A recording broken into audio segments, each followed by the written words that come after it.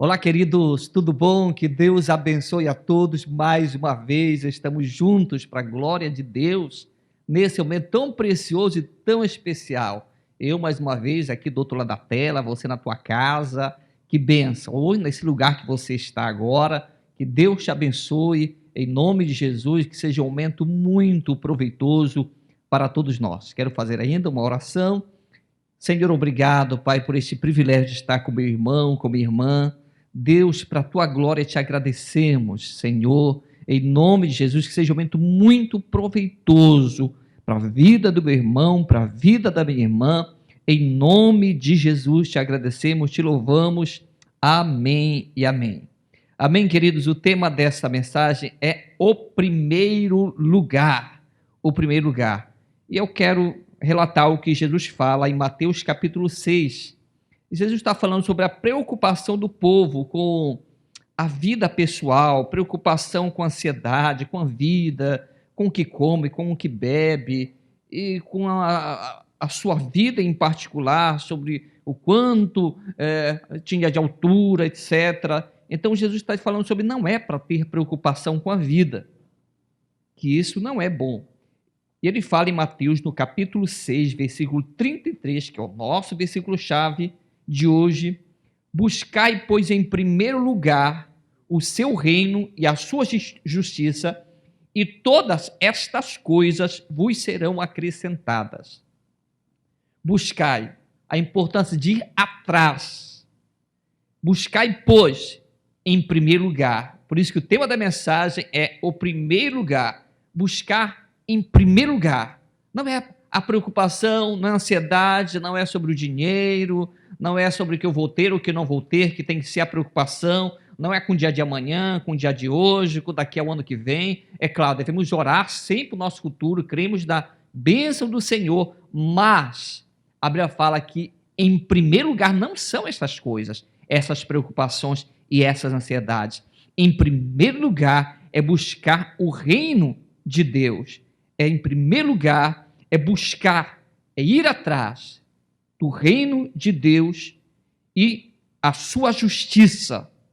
E todas estas coisas, as preocupações, ansiedades, aquilo que almejamos, que desejamos, aquilo que sonhamos, que vai acontecer em nossas vidas, elas vão vir, mas em primeiro lugar não são essas coisas. Em primeiro lugar é o reino de Deus e a sua justiça. Agora, que fala que todas as demais coisas, é claro, vão ser acrescentadas. Agora, o reino de Deus, o que é o reino de Deus? Que é para buscar em primeiro lugar o reino de Deus e a justiça de Deus, a sua justiça. Mas primeiro aqui o reino de Deus. A Bíblia é cheia de palavras sobre o reino de Deus, tanto no Antigo quanto no Novo Testamento. Só no Novo Testamento, a palavra reino de Deus tem 144 vezes escritos. Ela está em hebraico, na palavra grega, chamada basileia, que é a palavra para o reino de Deus. Só no Novo Testamento, 144 vezes. O reino de Deus tem origem no céu, mas é claro que está vindo para a terra. O alvo é que o reino de Deus se estenda sobre toda a terra.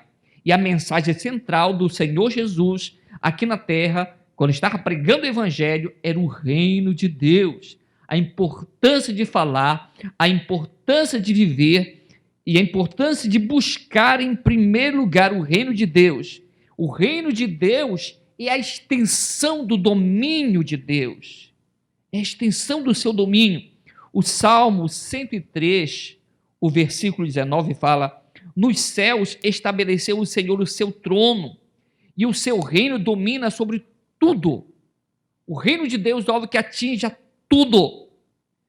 E Jesus, ele faz uma oração no Pai Nosso, né, que ele ensina o povo a orar. Ele fala: Pai nosso que estás no céu, santificado seja o teu nome, venha a nós o teu reino.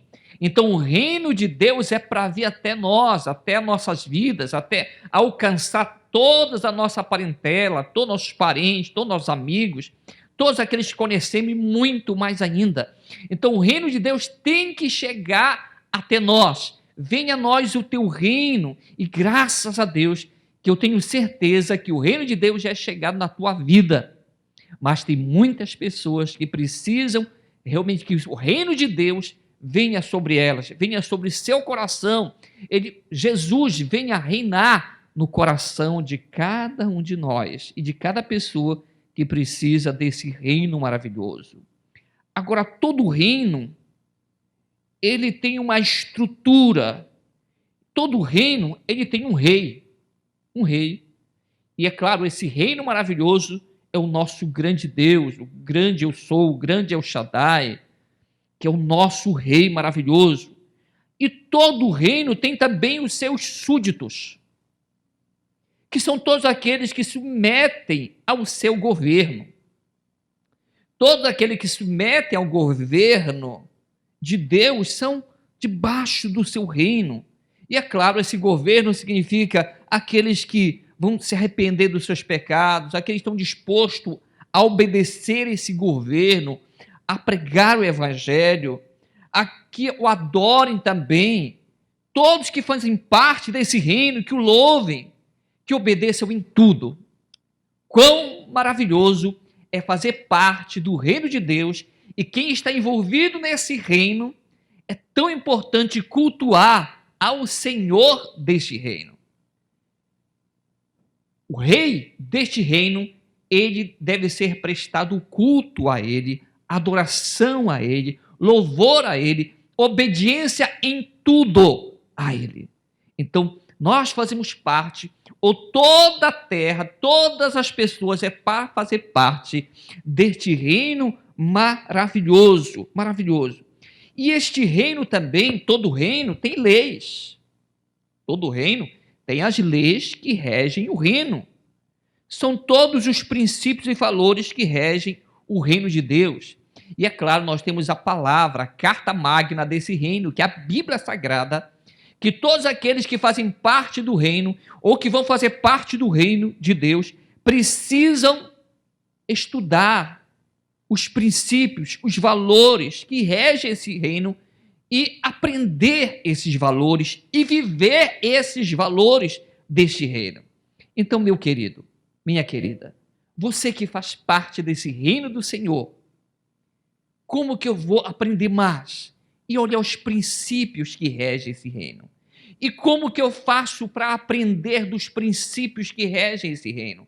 Algumas coisas você pode fazer, entre elas, receber conselho para aqueles que estão realmente vivendo a prática deste reino, estão debaixo deste reino, na prática, vivendo, e também ler, buscar aprender, buscar a viver os princípios desse reino através da sua palavra, através da meditação e da oração. Porque isso vai fazer com que eu venha viver os valores que regem esse reino. Todo reino tem um lugar. Tem um lugar. E é claro que esse lugar, no Antigo Testamento havia a Arca da Aliança, onde era símbolo da presença de Deus. Hoje, a presença de Deus habita em nossas vidas, em nosso coração. Então, venha a nós o teu reino, venha o teu reino em cada coração, em cada vida, em cada pessoa. Que o reino do Senhor possa habitar, meu querido, na tua vida para sempre. Mas não só em ti, em todos os membros da tua casa, da tua família. Atos capítulo 16, versículo 31 fala, o apóstolo Paulo fala, olha, crê no Senhor Jesus, será salvo tu e tua casa. Ou seja, o reino do Senhor vai vir sobre teu lar, tua casa, teus parentes.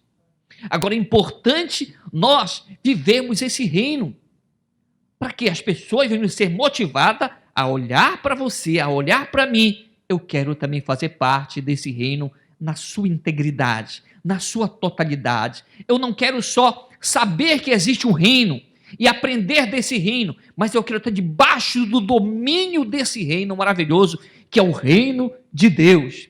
Oh, glória! Reino maravilhoso. Todo reino existe uma ordem. A justiça, que é a ordem do reino de Deus. Ordem ao caos. Por causa que houve tanto pecado que agora tem que ter uma ordem nesse reino, tem que ter os valores maravilhosos que regem esse reino, que é deixar o pecado. Tem uma frase da bandeira do Brasil que chama ordem e progresso. Então, todo reino que não tem ordem, que não tem direção, é um reino bagunçado. E o reino de Deus, ele não é um reino bagunçado, é um reino maravilhoso, é um reino organizado, por isso que tem que ter ordem, tem que ter direção, tem que ter, não é de qualquer jeito, não é na bagunça, o reino de Deus. É por isso que quem está fazendo parte do reino de Deus não pode estar no outro reino. Que, amados, a Bíblia fala que o mundo jaz no maligno, mas dentro desse mundo há um reino, é um reino espiritual. E quem está neste reino não pode estar no maligno, no reino do maligno.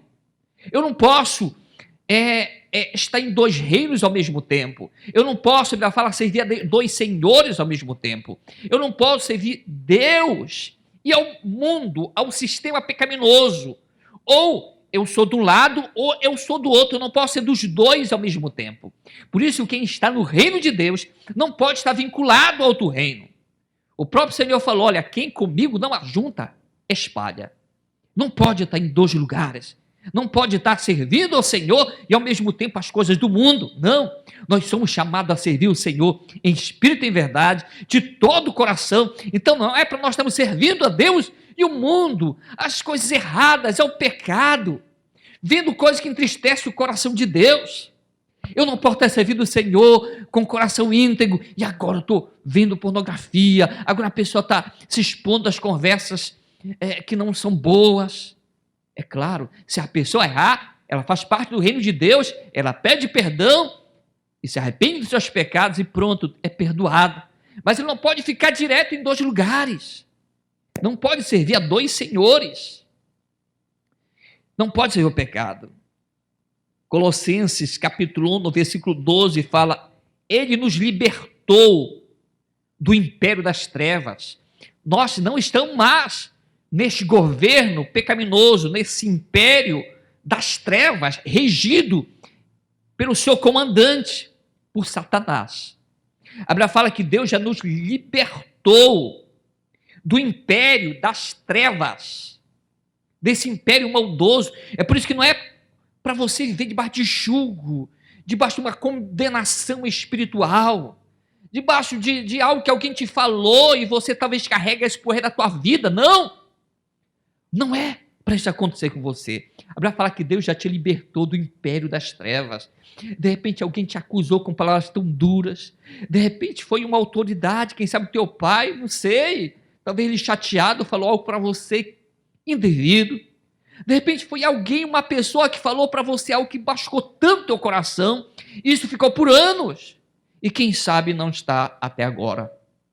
Mas a palavra de Deus para você é que Deus já te libertou. Deus nos libertou do império das trevas e nos transportou, a Bíblia fala, para o reino do Filho do seu amor. Que reino maravilhoso! Não é um reino maldoso, não é um reino, mas é um reino de amor. É um reino do Filho de Deus, é um reino de Jesus Cristo. Este é o reino que nós fomos libertos e transportados para esse reino maravilhoso, que é o reino do Filho do seu amor. E o versículo 13 de Colossenses capítulo 1 fala, o qual temos redenção e remissão dos pecados. Nossos pecados são perdoados quando nós somos transportados para esse reino. E meu querido, minha querida, não há pecado que Deus não perdoe. Não é pecado que Deus não perdoe. A Bíblia fala que os nossos pecados, meu querido e minha querida, ele lança no mar do esquecimento. E a Bíblia diz que dele, Deus decide não se lembrar. Deus decide não lembrar dos pecados que nós pedimos perdão a ele. A Bíblia fala que ele lança no mar do esquecimento e ele que decide não se lembrar dos nossos pecados. Talvez você cometeu algo tão terrível e você lembra, mas se você pediu perdão a Deus, a Bíblia fala que ele nem se lembra mais. Agora, se você cometeu um pecado gravíssimo e você ainda não pediu perdão de Deus, você ainda não se arrependeu, eu te digo uma coisa, meu querido, minha querida. Peça perdão, porque ele nem vai lembrar desse pecado que você cometeu. Graças a Deus por causa disso. Agora, como que alguém pode ser livre do império das trevas? A Bíblia fala que ele já nos libertou do império das trevas, aqueles que querem, é claro, e nos transportou para o reino do Filho do seu amor. Mas como é? Como é que alguém pode ser livre do império das trevas? Como? Como? Pelo Filho de Deus. Pelo Filho de Deus. João capítulo 8, versículo 36 fala: se, pois, o Filho vos libertar, verdadeiramente sereis livres. Graças a Deus por essa liberdade de ser transportado de um império maldoso, um império de trevas, que o final é só desgraça, só é terrível. Ser transportado para um reino maravilhoso pela salvação eterna em Cristo Jesus. E pela libertação, de acordo com João 8,36, que diz: se o Filho Jesus nos libertar, verdadeiramente sereis livres. É interessante que a Bíblia fala: verdadeiramente sereis livres. Tem muita gente que está andando na rua, mas está em grades espirituais, está algemado espiritual. Tem pessoas que estão andando na sua casa, mas talvez estão em grades espirituais, porque verdadeiramente não estão livres. Agora, tem muitas pessoas que estão no cárcere, hoje mesmo, pessoas que estão lá presos em presídios, em grades físicas, mas que estão livres espirituais, porque já foram libertos pelo sangue de Jesus, já pediram perdão dos seus pecados, estão lá a consequência do seu erro, mas diante de Deus, eles não estão aprisionados. Diante de Deus, eles não estão em grades espirituais. Estão em grades físicas, mas não em grades espirituais, porque o Filho libertou. Agora, como o Filho liberta? Tem uma libertação, queridos, que é através do Evangelho, que é o poder de Deus para a salvação. É o poder de Deus. Nós estamos falando sobre buscar em primeiro lugar o reino de Deus e a sua justiça. Se eu estou buscando em primeiro lugar o reino de Deus, eu estou buscando o Evangelho. Eu estou procurando aprender sobre o Evangelho. Eu estou procurando me dedicar ao Evangelho. E não só para mim, eu quero levar o Evangelho a outra pessoa. Então, como que alguém pode ser liberto do império das trevas? E através de Jesus. E através do seu Evangelho. Agora, como o Evangelho pode alcançar alguém? Como? Eu sei, pastor, que é pelo Evangelho que nós somos salvos, pela pregação do Evangelho que nós somos salvos. Mas como? Como então que o Evangelho pode chegar a alguém?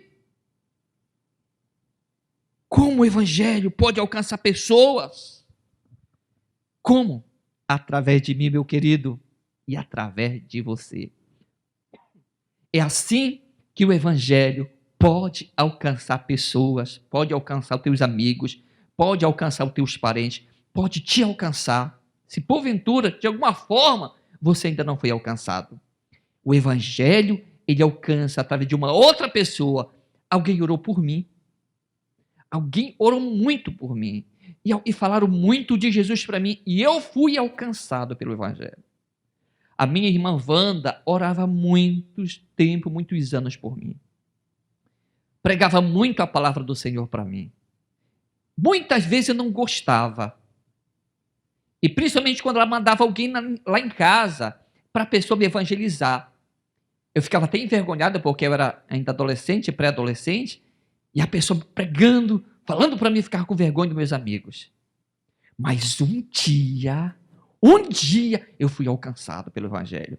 Um dia, porque alguém orou por mim, porque alguém pregou o Evangelho para mim, e essa semente germinou e nasceu em meu ser. Por quê? Porque o Evangelho chegou até minha vida por alguém. Então, é através de alguém que o Evangelho chega. E é através de mim e de você que o Evangelho vai chegar a alguém. Agora, Romanos capítulo 1, o versículo 16, o apóstolo Paulo fala: pois não me envergonhe do Evangelho, porque é o poder de Deus para a salvação de todo o que crê, primeiro o judeu e também o grego. Eu tinha vergonha de falar do Evangelho. Não só vergonha de falar, mas eu tinha vergonha até quando alguém falava para mim e ia me aconselhar. Hoje, eu não tenho mais vergonha do Evangelho. Graças a Deus, eu não tenho mais vergonha de falar do poder de Deus, de falar das maravilhas do Senhor. Eu não tenho vergonha. Por quê? Porque eu sei que o Evangelho é o poder. É dunamis. É o poder de Deus. É poder falar do Evangelho. Quando eu falo para vocês, se você está ouvindo de todo o coração, você está recebendo poder. Porque o Evangelho está sendo verbalizado através da minha vida, mas é dele. Ele que é a fonte do poder, da unção. Mas se você está de todo o coração, meu querido, minha querida, aonde você estiver, se você está com o coração aberto, você está recebendo poder para a tua vida. Por quê? Porque a Bíblia fala que o Evangelho é poder. O Evangelho é poder, é boas novas, é falar do amor de Deus. Isso devemos fazer a todos. O Evangelho é o poder de Deus. Eu tenho que transmitir este poder às pessoas, através da palavra, através do meu testemunho, através de eu mandar um WhatsApp, através de eu mandar uma mensagem meu irmão, através de uma ligação, através de dizer, assiste o culto, meu querido, está aqui o link da nossa igreja, assiste esse culto que é tremendo, vai abençoar a tua vida. Isto é o Evangelho, isto é pregar boas novas, isto é anunciar Cristo. Amado, antes eram os pergaminhos que tinha. Hoje, nós temos a internet a nosso favor, nós temos os meios de comunicações tão legais que podemos pregar o Evangelho. Que bênção! A tecnologia ao nosso favor, vamos usar de uma maneira correta. Olha só o que está acontecendo. Numa época atrás, nós não tínhamos esse privilégio de eu estar falando com você. Que privilégio que Deus nos deu! Graças a Deus que não sou eu, mas tem uma equipe de pessoas aqui comigo que estão ajudando a fazer esse trabalho maravilhoso para a glória de Deus. Então, essa justiça, realmente o poder de Deus sobre nossas vidas. Lembra que eu estou falando sobre o primeiro lugar, buscar em primeiro lugar o seu reino e a sua justiça. E a sua justiça. Então nós já falamos sobre o reino de Deus, agora eu quero falar o segundo ponto da nossa mensagem, que é a sua justiça. Como Martim Lutero procurava a justiça de Deus? Querido, Martim Lutero ele sabia que Deus é um Deus justo. Ele sabia que Deus é um Deus que vai julgar, é um juiz. Então ele se martirizava pelos pensamentos impuros que passavam na sua mente, ou até pelo pecado que ele cometia. Conta-se que ele pegava corda e se batia, porque ele acreditava que ele estava se sacrificando a Deus, por causa do seu erro, do seu pecado. Ele queria mortificar a sua carne, por causa do seu pecado, batendo no seu próprio corpo. Outros subiam catedrais de joelho por causa do seu pecado. Mas Martim Lutero descobre o seguinte, Romanos capítulo 1, versículo 17. Visto que a justiça de Deus se revela no Evangelho. Olha só como essa justiça de Deus, ela vem sobre nós. A justiça de Deus, ela se revela no Evangelho. Eu me expor ao Evangelho, eu me expor à palavra, aos princípios espirituais, ela se revela no Evangelho de fé em fé, de degraus em degraus, como está escrito, o justo viverá por fé. Amados, nós não somos justos por nós mesmos. A justiça que eu tenho, ela não é própria de mim. Porque a Bíblia fala que a nossa justiça, ela é como trapo de imundície. Ou seja, longe de nós estamos justos de nós mesmos. Mas graças a Deus, porque a Bíblia fala que a justiça de Cristo foi imputada em nós. Ou seja, Eu não sou justo por causa da minha justiça própria, mas porque Cristo habita em mim. Logo, eu posso dizer que eu sou justo. Por que eu sou justo? Não é por causa dos meus próprios méritos. Não, não, não, não. É por causa dele que habita em mim. É por isso, meu querido, que todos agora podem, se quiserem, receber essa justiça em sua vida, tendo Jesus de todo o seu ser, de todo o seu coração em sua vida. Então a pessoa pode sim ser justo, ainda que cheio de erros cometeu, ainda cheio de falhas cometeu, mas se ela se arrepender de todo o seu coração, essa justiça de Cristo pode ser imputada nela, e ela pode dizer, olha só, isso é sério, a pessoa pode ser tão justa quanto o Cristo. O quê? É, porque não é você, é Ele que habita em você. E se você errar, peça perdão dos seus pecados, para que essa justiça seja real na tua vida. E é de degraus em degraus, e aprendendo, é de fé em fé. A Bíblia fala que a justiça de Cristo, ela é revelada a nós pelo Evangelho. Agora, se é de fé em fé, então o que é a fé? Porque o justo vive pela fé. A justiça se revela a nós de degraus em degraus pelo Evangelho. Então, se a justiça de Deus é pela fé, então, o que é a fé? Hebreus, capítulo 11, no versículo 1, fala, ora, a fé é a certeza de coisas que se esperam e a convicção de fatos que não se veem. A fé é uma certeza. Eu tenho certeza que eu sou justo em Cristo Jesus. Eu tenho certeza que eu vivo do Evangelho. Isso eu tenho fé. Eu acredito que as coisas de Deus são manifestas a mim. E eu tenho certeza disso. É uma convicção de fatos que não se veem.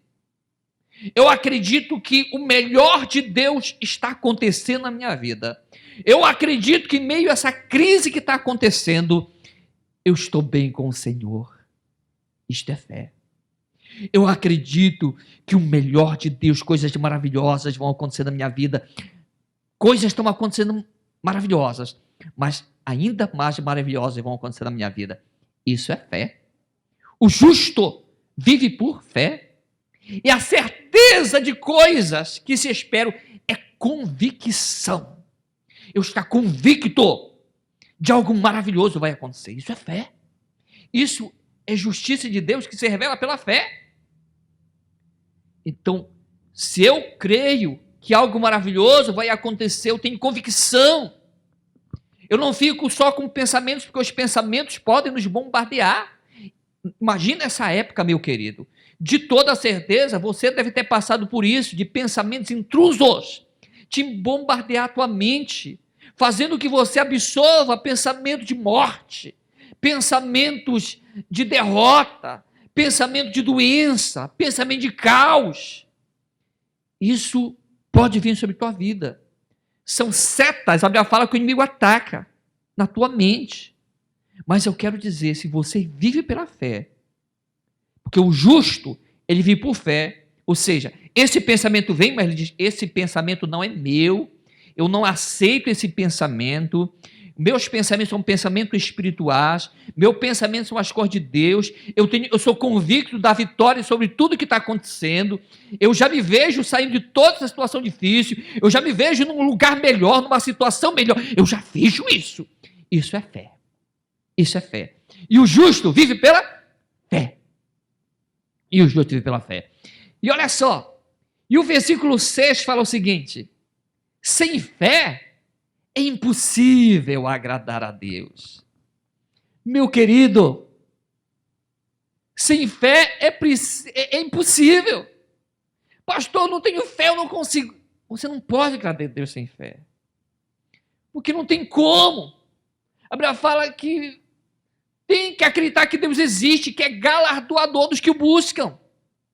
Então não pode alguém agradar a Deus não tendo fé. Tem que ter fé. Tem que acreditar, tem que olhar o do outro lado da ponte, o que está. Tem que se ver do outro lado. Isso é fé. É ver o melhor. É ver as coisas boas. É ver o melhor. Isso é fé. E pastor, eu quero ter essa fé então. Como é que eu faço para ter essa fé? Queridos, algo que me fez converter de todo o meu coração a Jesus, antes de nascer de novo, eu li toda a Bíblia, ou quase toda a Bíblia, não estou tão lembrado. Mas eu li a Bíblia, eu acredito que toda a Bíblia eu li antes de converter. Eu li a Bíblia, porque eu queria aprender. Eu não sabia qual igreja era certa. Meu irmão era testemunho de Jeová, né? Meu pai era assim, meio católico na época. Então eu digo, meu Deus, qual é o certo? Uma coisa eu tinha convicção, a palavra de Deus era a Bíblia. Então eu vou me expor à Bíblia, por isso que eu li muito a Bíblia, muito Bíblia. Hoje, graças a Deus, eu tenho o privilégio de ler 2 vezes no ano a Bíblia, de capa a capa. Uma no primeiro semestre e outra vez no segundo semestre. Mas eu li um livro, e esse livro falava o seguinte, um livro que não era a Bíblia, era um livro evangélico. E falava o seguinte, a fé vem pelo ouvir, e o ouvir a palavra de Deus. E eu fui examinar se estava na Bíblia realmente esse versículo, Romanos capítulo 10, o versículo 17. A fé vem pelo ouvir, e ouvir a palavra de Deus.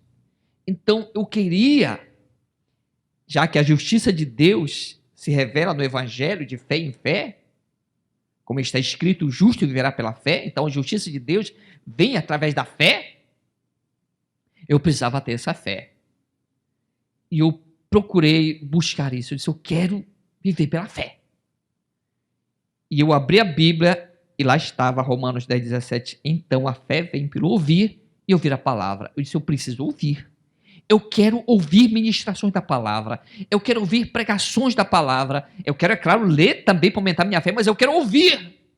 Eu lembro que eu entrei numa igreja naquela época, em Belém do Pará. Eu não sabia nem que igreja era. Por quê? Porque estava em construção. E eu me ajoelhei naquele lugar. E, Senhor, eu quero isso na minha vida. Eu lembro, querido, que eu me ajoelhei e dei uma vontade de chorar. E chorei de uma forma tão grande, que a vontade de estar num campo gritando.